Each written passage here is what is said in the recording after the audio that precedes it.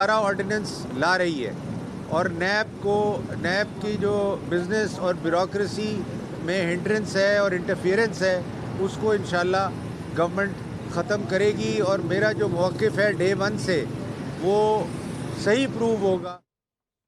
आगे बढ़ते हुए आपको खबर दें कि कोरोना वैक्सीन लगवाने का खौफ या सिरिंज लगने का डर, हाँफते कांपते दिल को संभालते वैक्सीन लगवाई तो अमरीकी शख्स के पसीने निकल आए। खुराक लगते ही जमीन पर गिर गया। डॉक्टर्स ने कोशिश के बाद उसे होश दिलाया। एक और वीडियो में शख्स ने वैक्सीन लगवाते वक्त बच्चों को भी पीछे छोड़ दिया।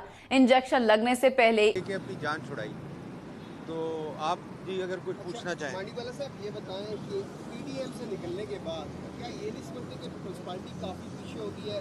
जरदारी साहब इस्लामाबाद में है, नैब ने तलब भी नहीं किया, कहीं आउटडोर या इनडोर मुलाकातें खुफिया तो नहीं हो रही? देखिए जी, सियासत चल रही है और सियासत चलती रहेगी, मुलाकातें होती रहेंगी। पीडीएम को आप बहुत सीरियसली ले रहे हैं। पीडीएम में होना ना होना का ये मतलब नहीं है कि सियासत होनी ख़त्म हो गई है।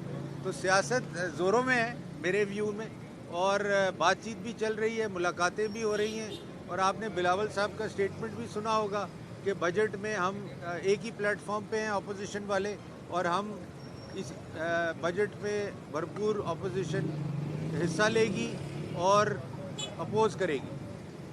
सलीम साहब, जो अपोजिशन के तहफ़्फ़ुज़ात से नैब से मुतल्लिक, क्या आप उन तहफ़्फ़ुज़ात पर कायम हैं? चेयरमैन नैब को अब भी पार्लियामेंट में तलब किया जाएगा। दूसरा, अपोजिशन हमेशा एक मुतालबा करती है कि यहाँ पर जो भी कार्रवाई होती है उसके बाद लोग मुल्क छोड़कर चले जाते हैं, तो चेयरमैन नैब की मुद्दत भी ख़त्म होने जा रही है, तो क्या आप मुतालबा करेंगे कि उसका नाम ECL में डाला जाए ताकि वो यहीं पाकिस्तान में रहे?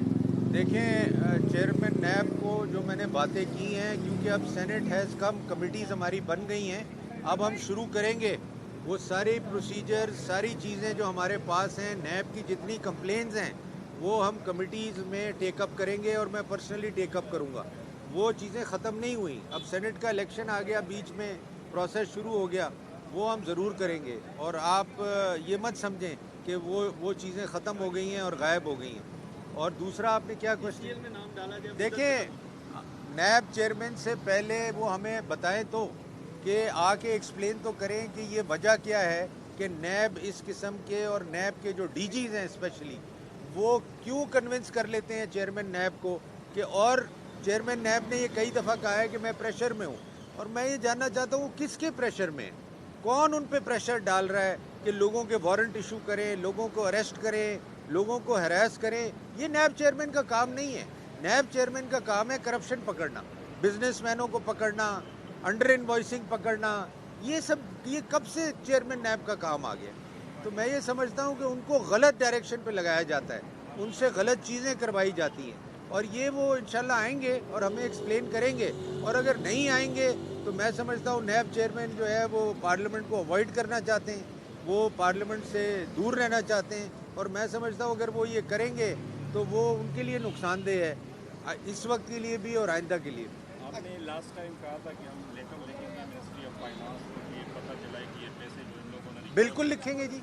मिनिस्ट्री ऑफ हमारी कमेटी की मीटिंग होगी इंशाल्लाह बजट के बाद, और ये पहली चीज़ एजेंडा पे डाली जाएगी कि नैब ने जो रिकवरी की है उसकी ministry of finance detail provide करे, और ये किससे की है। ये चीज़ें आप ये देखें, शायद इसमें देर होगी मगर ये होंगी, और आप भी देखेंगे, विटनेस करेंगे, और मैं भी करूँगा। मांडीवाला साहब ये बताते हैं, कल प्रोग्राम में फिरदौस साहब कवान ने जिस तरह मेंबर कौमी असम्बली का गला पकड़ा, इससे पहले फ्लोर ऑफ द हाउस में साबिक वज़ीर-ए-आज़म कहते हैं कि आपको जुत्ती मारने का दिल करता है। सियासत किस तरफ जा रही है? देखिए, मैं समझता हूँ कि वो भी गलत बात है कि उन्होंने, खाकान अब्बासी साहब से मुझे उम्मीद नहीं थी कि वो इस किस्म की बात करेंगे पार्लियामेंट में। पुराने पार्लियामेंटेरियन हैं। और फिर फिरदौस आशिक अवान पे किसी ने मुझे उनकी कुछ पुरानी क्लिप्स भी भेजी कल, तो मेरा ख्याल ये उनकी नेचर कहूँगा या उनका तरीक़ेकार कहूँगा कि वो करती रहती हैं ऐसे, तो कल भी उन्होंने कर दिया, यही कह सकता हूँ और कुछ नहीं कह सकता हूँ। और मेरी भी वो कोलीग रह चुकी हैं, मेरे साथ पीपल्स पार्टी में रह चुकी हैं, पीपल्स पार्टी की गवर्नमेंट में काम कर चुकी हैं, बट है ये अफसोस की बात, पार्लियामेंटेरियंस को ये चीज़ें नहीं करनी। सर, कल मरियम नवाज साहबा ने कहा है कि मेरा पीपल्स पार्टी से तो मुकाबला भी नहीं है, उनका जिक्र भी नहीं करना चाहती, तो क्या जो पीडीएम से इतनी एक प्यार मोहब्बत का रिलेशन शुरू हुआ था अब बाकायदा ख़त्म हो गया? देखें, फिर वही आप पीडीएम की बात करते हैं, उनका पीपल्स पार्टी से अगर कोई लव अफेयर था तो उनका था, हमारा तो नहीं था। तो अगर वो फील करती है कि वो लव अफेयर ख़त्म हो गया है तो मैं तो कुछ नहीं कह सकता। उन्होंने ही शुरू किया था वो अफेयर और उन्होंने ही ख़त्म कर दिया, तो it's a one sided issue.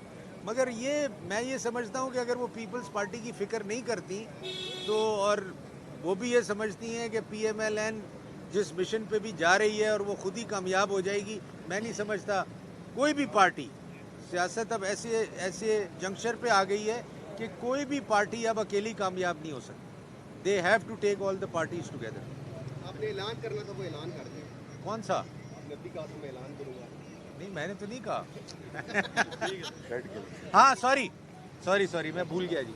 एक तो जी मीडिया वालों को ने कहा है कि हमें यहाँ बाहर खड़े होते हैं ओपन एरिया में, तो आप लोगों ने रिक्वेस्ट की है कि यहाँ एक शेड बनाया जाए, तो मैं पीपल्स पार्टी की तरफ से ये शेड मीडिया को डोनेट करता हूँ और इंशाल्लाह जल्द ये शेड बन जाएगा और आपके तावन से बनेगा।